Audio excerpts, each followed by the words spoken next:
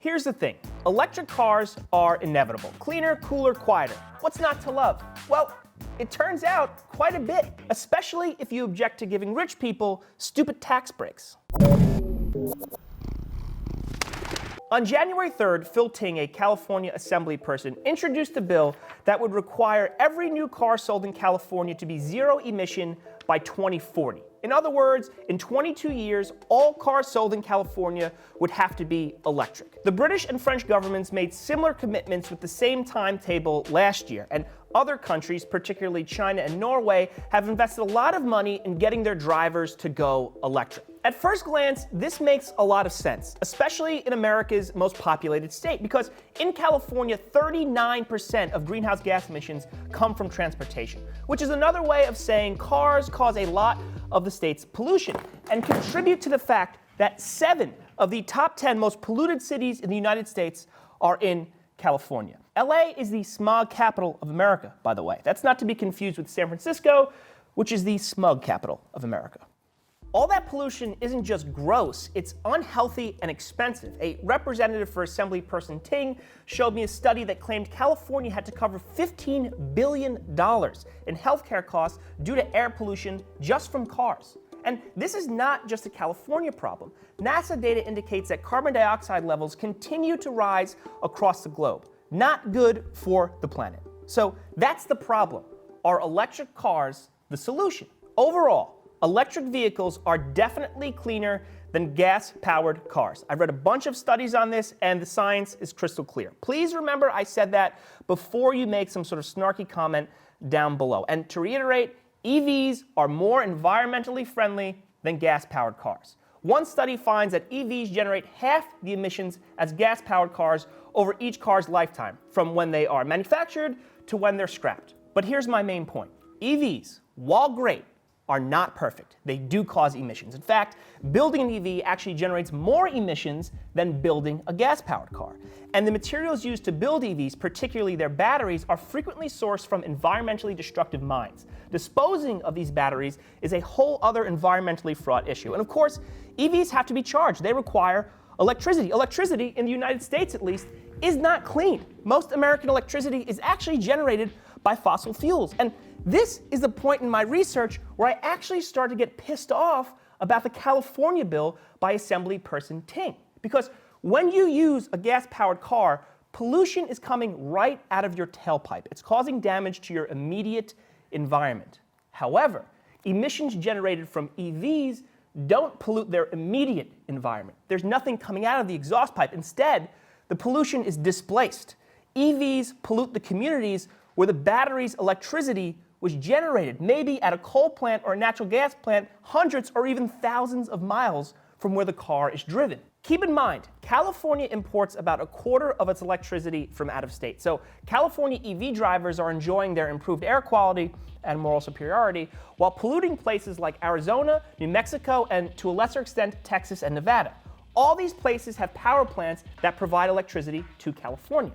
And guess who lives around those power plants? Low and mid-income people. I spoke to University of North Carolina professor Andrew Yates. He and some colleagues have an upcoming study about the winners and losers of displaced pollution from EV cars. The study points out, I quote, people in census block groups with median income greater than about $65,000 receive positive environmental benefits, while those below this threshold receive negative environmental benefits.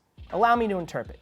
Displaced pollution harms poorer people and benefits richer people. For instance, the people who live around the out-of-state power plants that supply electricity to California tend to be poorer than the Californians benefiting from the reduced environmental impact of EV cars. In other words, while the poor get screwed, the rich get cleaner air and futuristic cars. More on the rich-poor divide with EVs.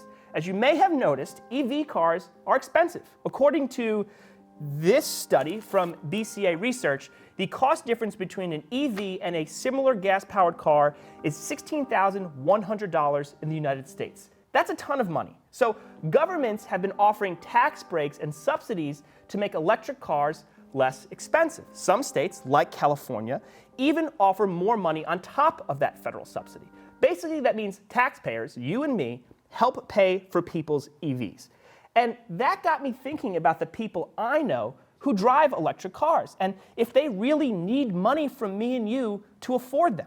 I spoke to another professor who studies this topic, Lucas Davis from UC Berkeley. One of his studies, it's here somewhere, shows the top 20% of income earners in the US, those are the richest people in the country, receive 90% of EV subsidies. 90% of these tax breaks go to the wealthiest fifth of Americans. And here's the thing.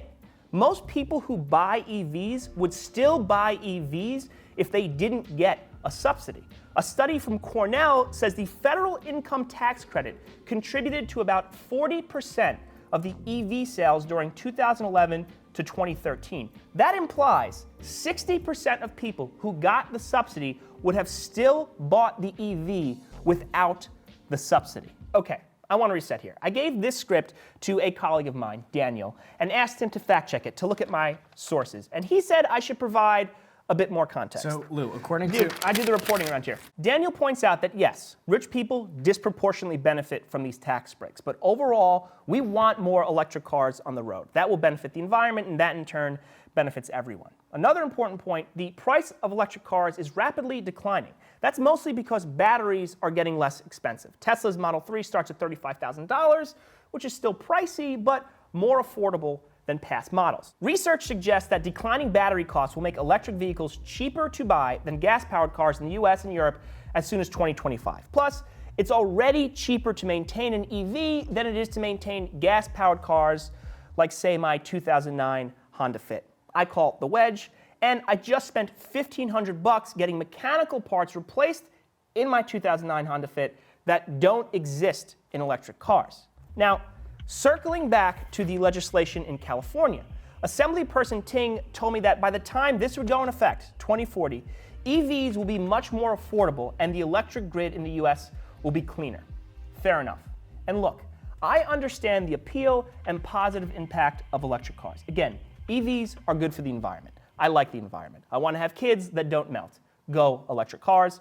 Plus, they're cool. That new Fisker at CES looks dope. Look, here's my main point. Let's not pretend EVs are a perfect solution or one that is accessible to everyone right now.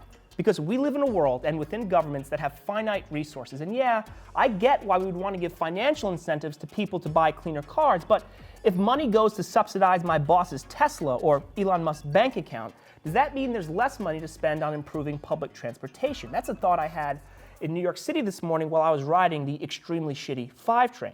Because improved, clean, even electric public transit is a much more impactful fix than allowing some rich dude to drive from his beach house to his mansion guilt-free. And in a world that's getting more crowded, in which inadequate infrastructure is a widespread problem, perhaps we don't need better cars as much as we need less cars. Maybe autonomous vehicles and ride sharing will help with that.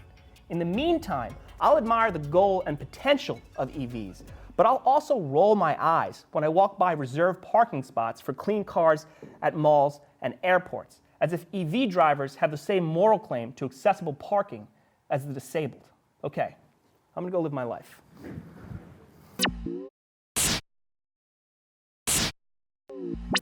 But wait, there's more. As you may or may not know, Beme's YouTube channel is less than a year old. We're still figuring shit out.